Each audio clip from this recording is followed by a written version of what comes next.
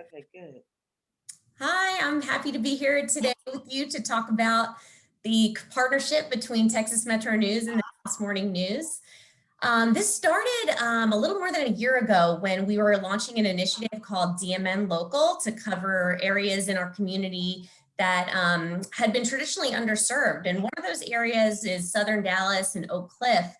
And we knew that going into it, we needed to talk to community leaders about how their media coverage of these areas on our part had been lacking. So one of those people was Cheryl Smith, and it became clear pretty quickly from talking to Cheryl that we needed to formalize the things that we were discussing and talking about into an actual real partnership.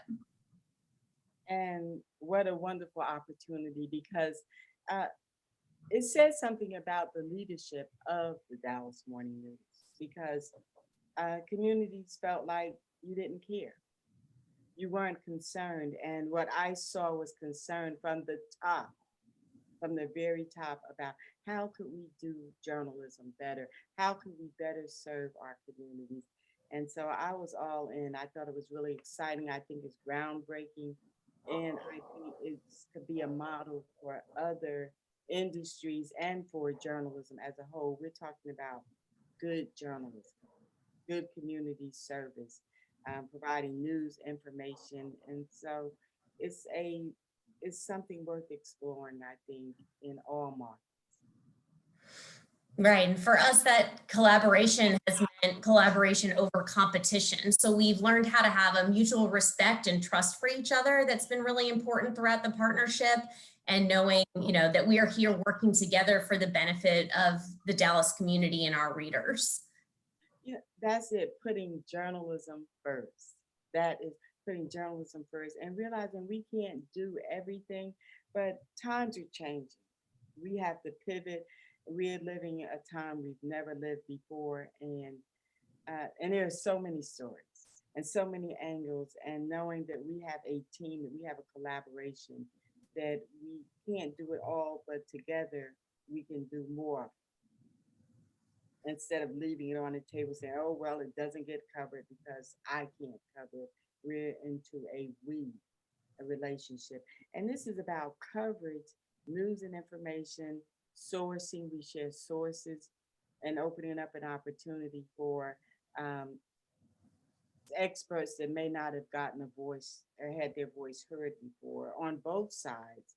And then there are opportunities for information about internships, scholarships. We share all of that information, fellowships, uh, opportunities for us both to grow because if we're both successful, guess who benefits? Our audience.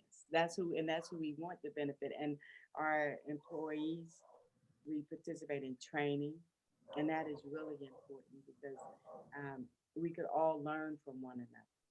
And we're talking about learning from folks who have 5 years in the business, 1 year in the business, and some who have 20, 30, and 40 years in the business. And as this industry changes, we have to be able to change with it. And I think we found a way to make it work for us. We're looking at being out in the community together. If we can show that we can work together, it sends a message out there for others. And maybe we can build a better society. As folks look back on it and they'll say it started with collaborating. And so we're going to be doing a lot of fun things in the future, and I'm excited about that. I am too. I'm excited certainly about getting out to community events together and doing those sorts of things, and having maybe some of these training sessions that we've all done on Zoom, taking them doing them in person. And just to talk a little bit about the logistics of the partnership, some of the more nuts and bolts. We will pay Texas Metro News a fee for any content, or we will pay them for any content that we use of theirs, and they can use any of our content, photos, etc., at no cost. We also pay a monthly stipend for weekly meetings that Cheryl and I hold with our teams, different team members, to talk about coverage of the Black community in Dallas, to talk about sourcing, share story ideas, and Those have been really cool, and I just kind of look forward to them every week, doing them and getting to know Cheryl and her team and finding out really what's going on in the pulse of the community. So that's, I think, sums up a little bit about the partnership that, that we forged since, I guess it's going on a year, just about a year now. And we have to say it came before the pandemic. Right, before the pandemic.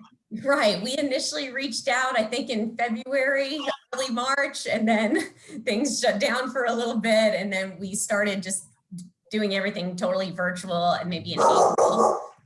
Dog barking. Sorry. That's one of our collaborators. That's one of our collaborators, Rosie, barking in the background. A brief break to let the dog out and take care of that collaborator. And who let the dogs out? Jamie. Right, exactly. So we kind of just wanted to say that if you want to learn more about the collaboration and the partnership and what we're doing, you should check out newsmediaalliance.org, which created a guide to forming partnerships with other news media organizations and used us as a case study. We were very proud to be a part of that, and I think it kind of breaks down everything that you'd need to know about this. But we're also excited about the Collaborative Journalism Summit and ready to take your questions and hope to speak more with you about this. Yes, and we invite you to please consider in your community starting a collaboration such as this. Thank you.